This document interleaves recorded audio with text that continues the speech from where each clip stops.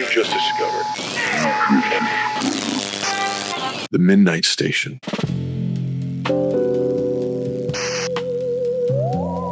Stories of forgotten gods, broken people, and the terrible things waiting for us in the dark.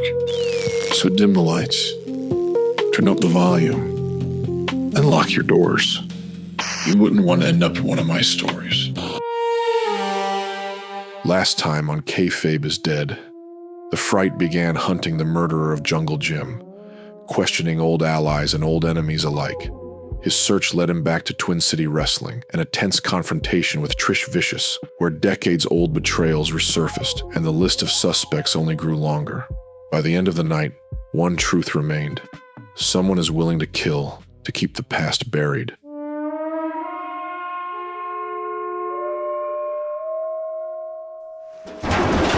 The Fright slammed against the alleyway dumpster, metal crunching against his back. The Reavers stood over him. One of them spat. "Don't come back."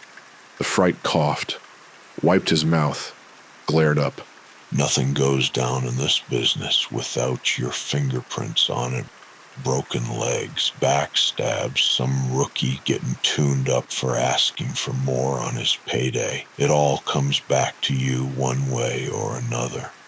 One of them smirked. "Stay dead this time, Fright, or we'll put you back in the grave ourselves." They turned, walked back inside. The Fright sat there, rain hammering down, a baptism in filth. Then a voice. "Need a hand, champ?" The Fright looked up. It was the Mark, the fan from the autograph signing. He stood there in the rain, grinning like a kid meeting his hero. "Man, that was fucked up how they treated you." The Fright didn't respond, just pulled up his collar and started walking. The Mark followed. "You should burn this place down.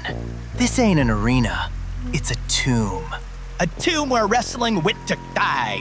The Fright stopped, turned. "Do me a favor, kid. The Mark nodded, eager. Get a life." And with that, the Fright disappeared into the night.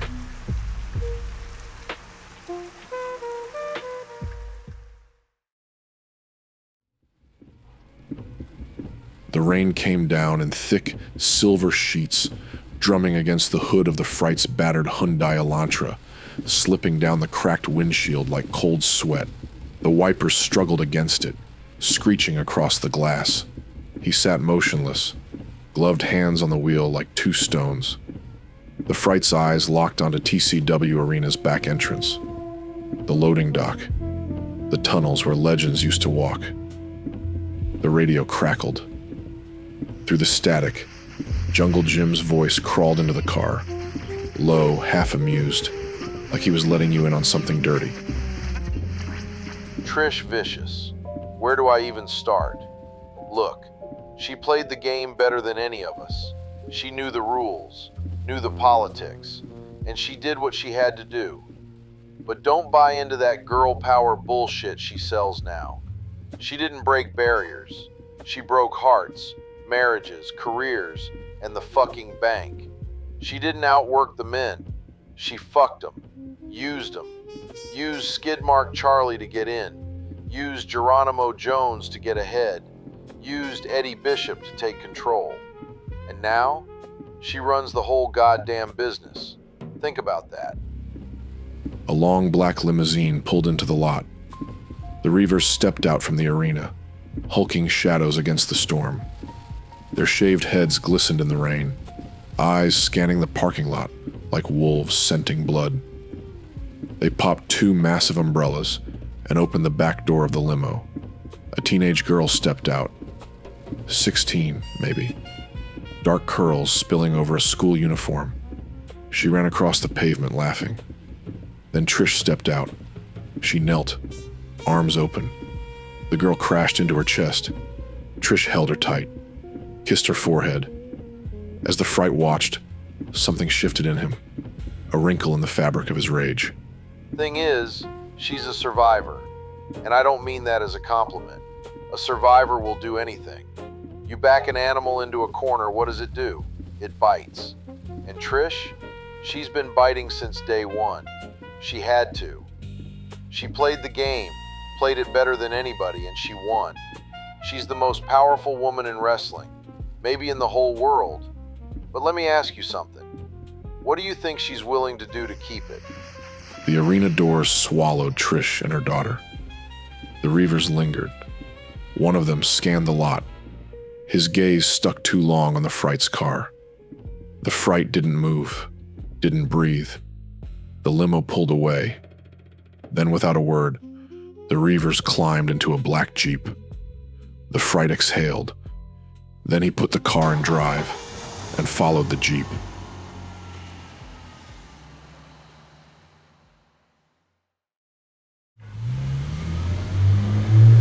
The city died behind him.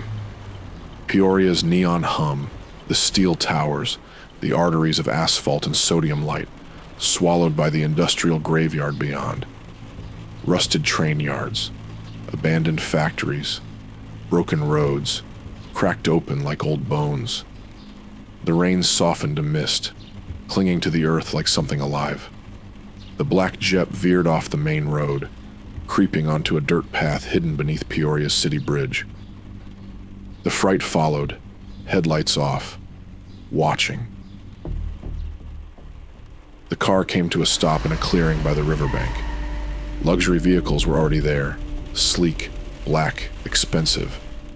The Reavers stepped out, and they shed their coats. Beneath the silk and wool, black leather straps, studded belts, spiked shoulder pads, BDSM harnesses. One of them wore a gag necklace, swaying gently against his thick neck. They moved toward the dock, toward the ferryman. He stood at the water's edge, lantern in hand, eyes down, waiting. The Reavers climbed onto a wooden raft, joining the others. Pale, silent, wrapped in leather, their faces sharp, hungry, and inhuman. They moved like vampires. Were they vampires? Vampires aren't real. Of course, vampires aren't real. The Fright argued with himself. A strange thought for a ghost to have.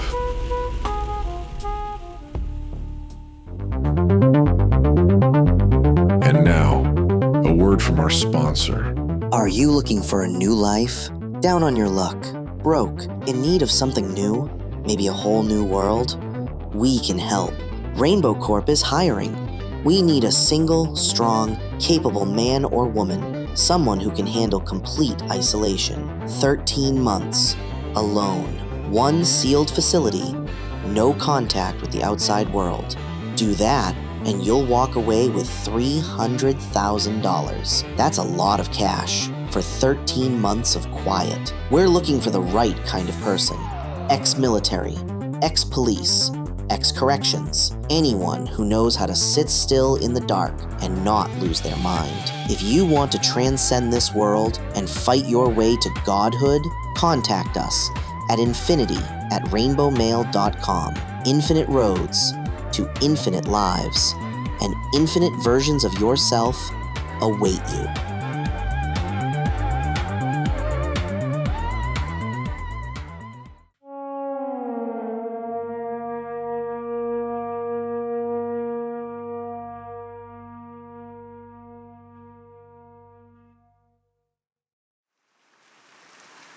The Fright hurried to the raft and snuck on. The ferryman didn't speak. He didn't ask who the Fright was.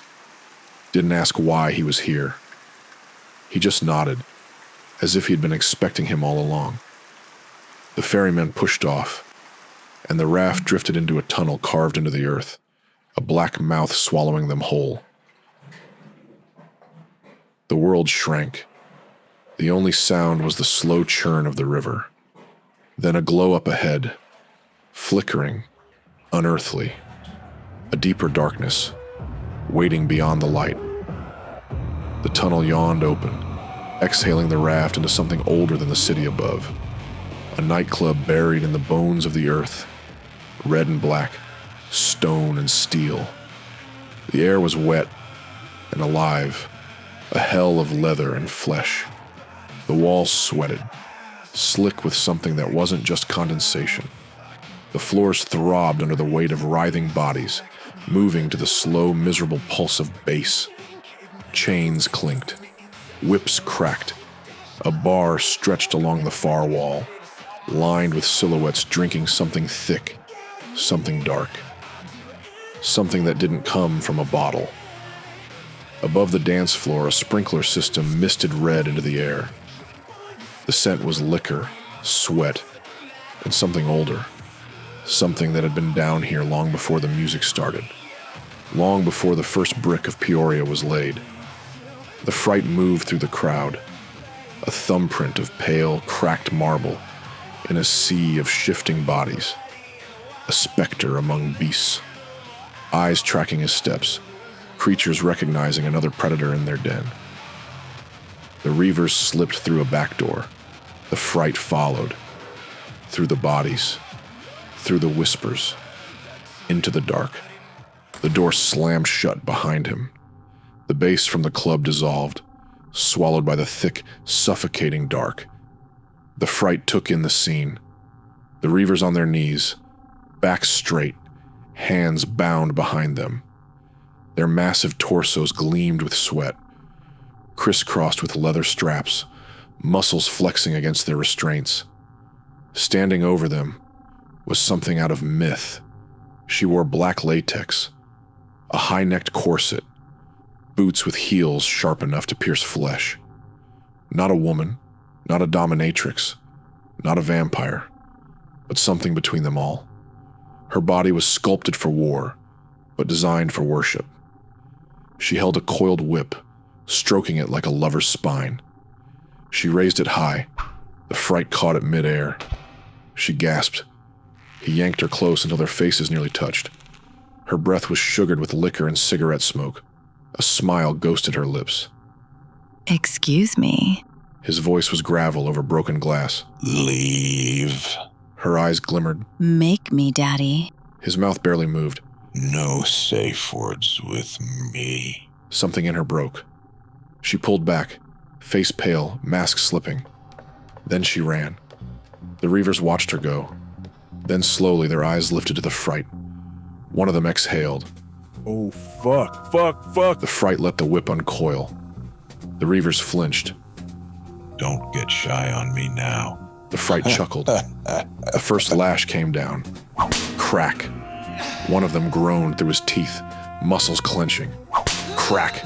The other arched, sweat beading on his broad scarred back. Crack. Fuck, okay, stop. Another lash. And another. And another. The Fright crouched. Tell me the truth. What happened to Jim?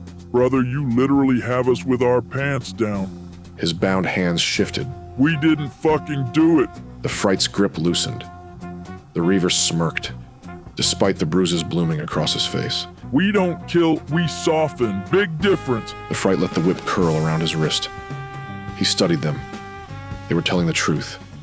Then, a snap of cloth. A hood wrenched over his head. Hands, many hands, grabbed him, pulled him backward. His body lurched, dragged into the dark.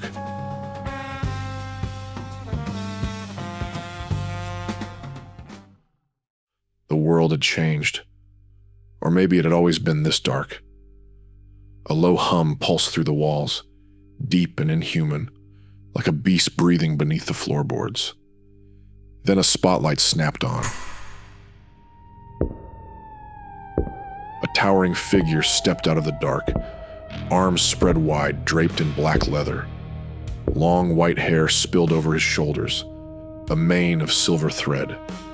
Fangs caught the candlelight, glinting beneath a thick, ghost-pale mustache and beard. His tattoos bled down his arms like ink-filled veins. His eyes were rolled white, empty sockets where a soul should be. The room barely breathed. A whisper rippled through the dark. Leviathan, the vampire wrestler. A legend, a myth, a gimmick, right? He'd never broken kayfabe, not once, not in 20 years. And now, standing before the Fright, he hadn't aged a day. Not one damn day since the last time they met. 2 decades ago, the Reavers were tossed at his feet like broken offerings. Leviathan looked down at them, then at the Fright, His voice was soft, almost gentle, but it carried like an earthquake. You never left that mat. The Fright's stomach tightened. You're still lying there, on your back, staring at the lights. His voice was hypnotic, like a bad dream pressing in from all sides. The Fright pressed his fist to the floor. Not tile, not the sticky beer-stained floors of the sex club. It was familiar, like a wrestling mat. No, the mat from that night. Leviathan stepped forward. The shadows twisted away from him, afraid to touch. Jungle Jim. He exposed the business. He broke the illusion. And what happens when you expose a magic trick? The Fright's fists clenched. His teeth ground together like shattering glass. You kill the magician. Leviathan nodded, slow, knowing. The boys don't talk, Fright. You know this. The Fright exhaled through his teeth. The Reavers exchanged glances. Leviathan tilted his head toward them. Leviathan grinned. Why don't we help Fright finally put the ghost to rest? Silence. Then, the Reavers attacked.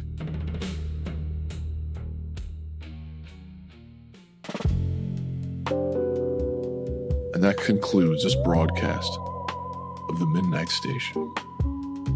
Tune in next week for another trip into the weird frontier.